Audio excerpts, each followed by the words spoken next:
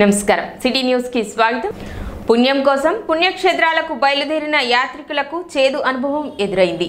నమ్మి వచ్చిన యాత్రికులను బురడి కొట్టించి పెద్ద మొత్తం నగదుతో ఉడాయించాడు ఓ ట్రావెల్స్ నిర్వాహకుడు। వివరాల్లోకి వెళితే తెనాలికి చెందిన గురుమూర్తి అనే వ్యక్తి పట్టణ గంగానమ్మపేటలో Sri Arunachaleswara Manikanta tours and travels నిర్వహిస్తున్నాడు।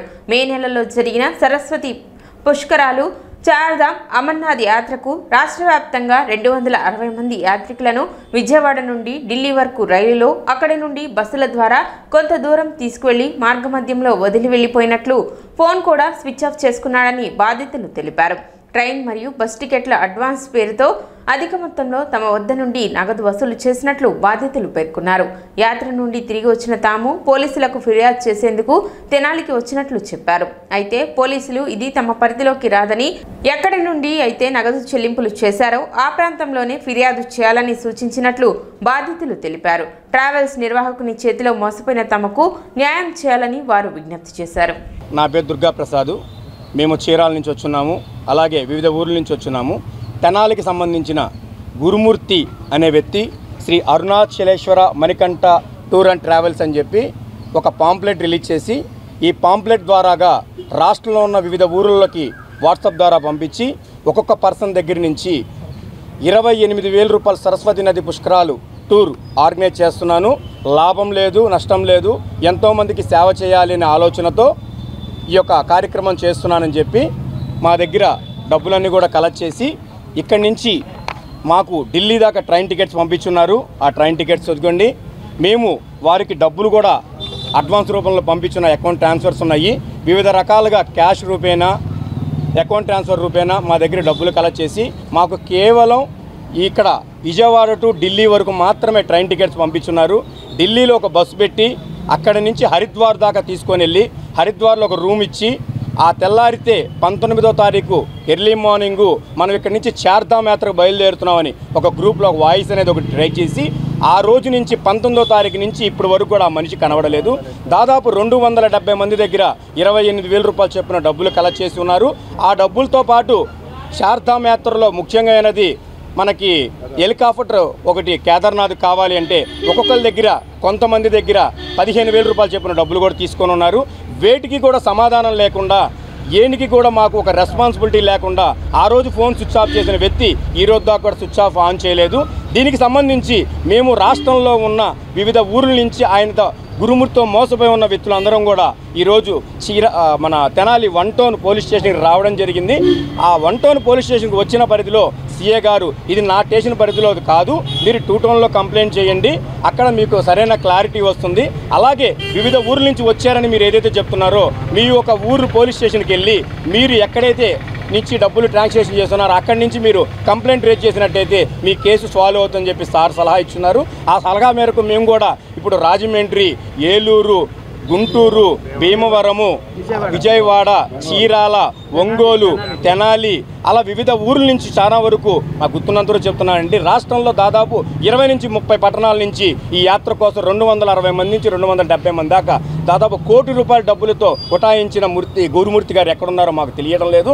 మాకు తగిన న్యాయం చేస్తారని చెప్పి ఈరోజు మీడియా ముందుకు మేమందరం కూడా తెలియజేస్తున్నాము। అలాగే వివిధ ఊర్ల నుంచి వచ్చిన మేమందరం కూడా మళ్ళీ మా ఊర్లకు వెళ్ళి మేము మళ్ళీ అందరితో కలిసి కంప్లైంట్ రేజ్ చేయడానికి మేమందరం కూడా ఒక ఏర్పాటు చేసుకొని అతని మీద కఠినంగా శిక్షలు తప్పు నుంచి మేము కేసు నమోదు చేసి తగు న్యాయం జరిగేదాకా మేము అందరికీ తెలియజేస్తున్నామని మేము కూడా చార్ధాంబు నా తరపు నుంచి ఒక 7గురిని తీసుకెళ్ళాను।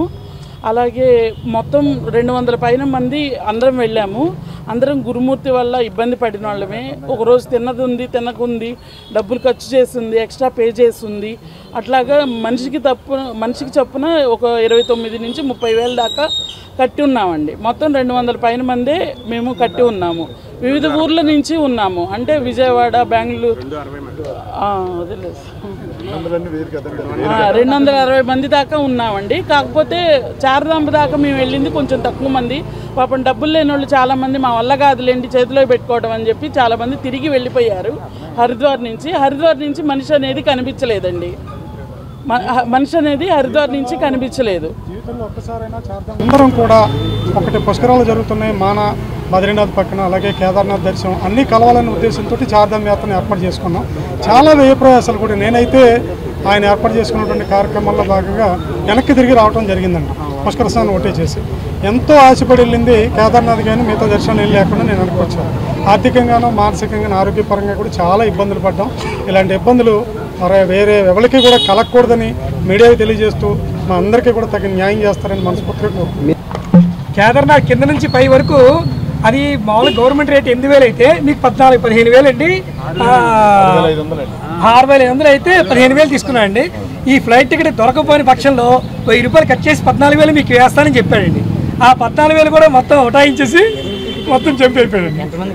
మొత్తం 16 మంది కట్టామండి, 23 మందిలో మేము కూడా 41 మంది అండి రాజమండ్రి దగ్గర నుంచి వచ్చాము. జూలై 5న జరిగే జాతీయ లోక్ అదాలత్లో ఎక్కువ కేసులు రాజీ అయ్యేలా చూడాలని న్యాయమూర్తులు న్యాయవాదులను కోరారు.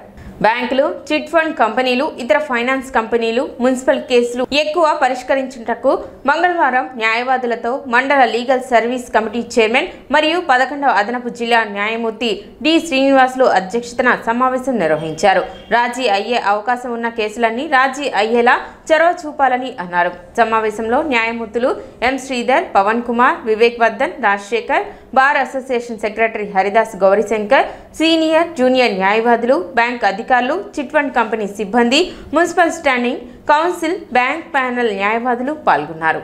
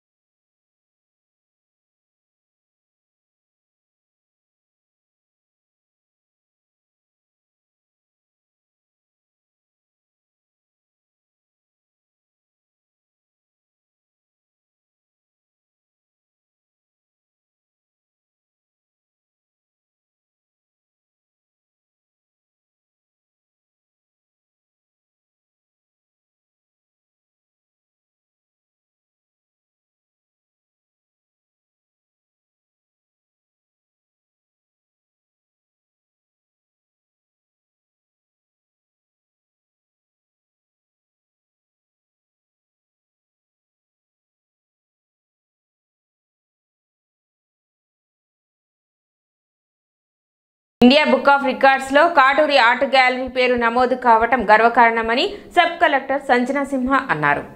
ఆటనగర్లోని కాటూరి ఆర్ట్ గ్యాలరీని మంగళవారం తెనాలి సబ్ కలెక్టర్ సంజనా సింహ సందర్శించారు. ఇటీవల అమరావతి పునఃప్రారంభం రోజున కాటూరి శిల్పశాల వారు ఐరన్ స్క్రాప్తో రూపొందించిన అమరావతి నేమ్ బోర్డుకు ఇండియా బుక్ ఆఫ్ రికార్డ్స్లో చోటు దక్కటం పట్ల ఆమె అభినందనలు తెలిపారు. శిల్పులు కాటూరి ఫ్యామిలీని ఆమె అభినందించారు. ఈ కార్యక్రమంలో కాటూరి వెంకటేశ్వరరావు, కాటూరి రవిచంద్ర తదితరులు పాల్గొన్నారు.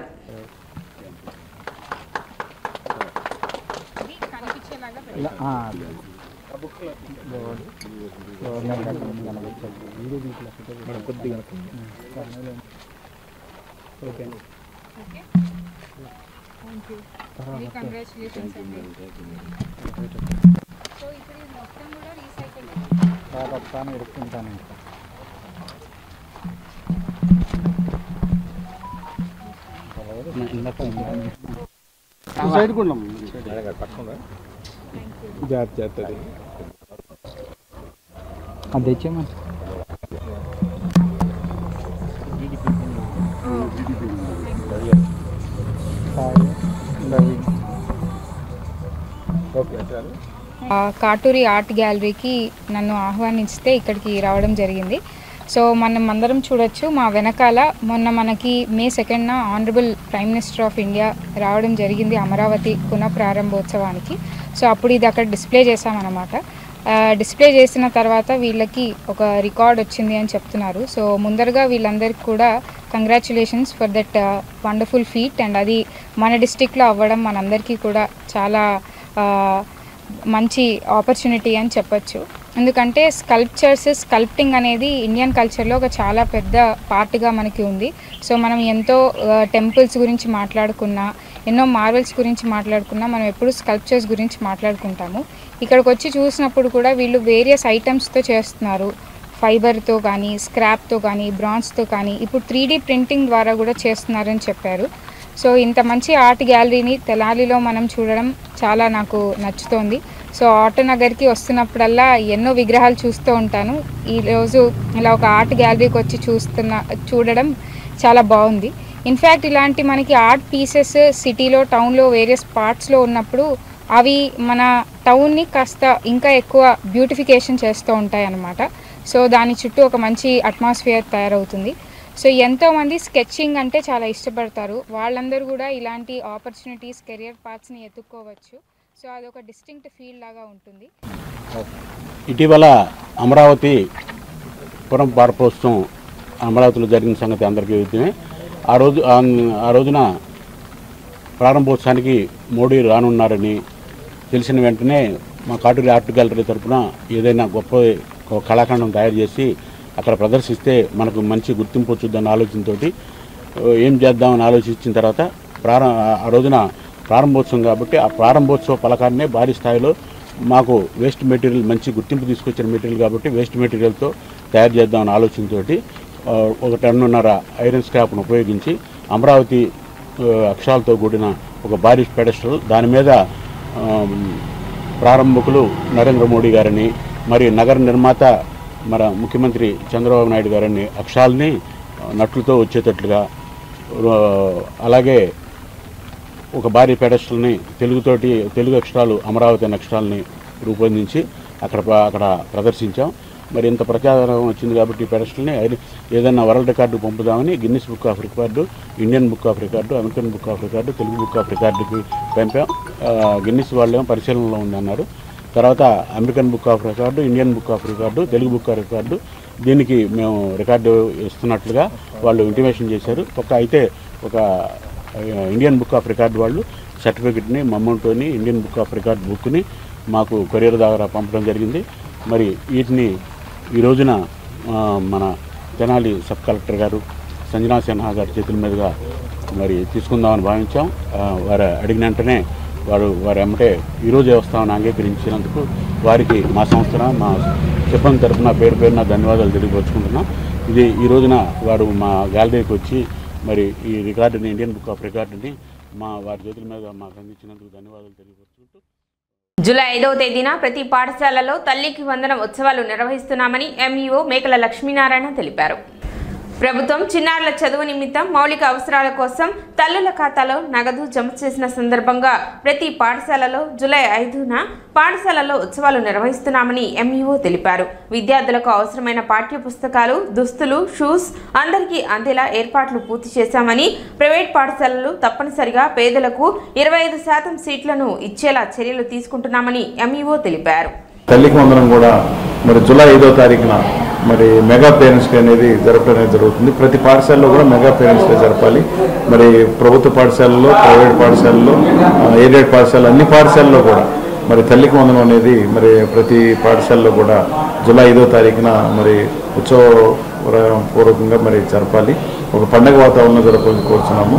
మరి 24వ తారీఖు నుంచి కూడా మరి the role of mother in development of child career అనేది ఒక వ్యాసరచన పోటీ, అదేవిధంగా డిబేటు, ఎలక్యూషన్ కూడా పెట్టి మరి పిల్లలను కూడా అభినందించడం అనేది జరుగుతుంది. కాబట్టి మరి ఈ వారంలో మరి దాన్ని పెట్టవలసిందిగా కోరుతున్నాము. తల్లి యొక్క పాత్ర, ఈ తల్లికి వందనం సంబంధించినటువంటి మరి ఉత్సవాలు మొత్తం అన్ని పాఠశాలలో కూడా జరగవలసిందిగా కోరుకుంటూ, మరి తల్లి యొక్క పాత్ర విద్యార్థి యొక్క మరి అభివృద్ధిలో, అంటే జీవిత అభివృద్ధిలో తోడ్పాటును అందించింది కాబట్టి దాన్ని చేయాలని కోరుకుంటూ, అదేవిధంగా తల్లికి వందనం పడినటువంటి డబ్బులన్నింటినీ కూడా మరి విద్యార్థి యొక్క మరి చదువుకు ఉపయోగించవలసిందిగా మరి ముఖ్యంగా విజ్ఞప్తి చేయడం అనేది జరుగుతుంది.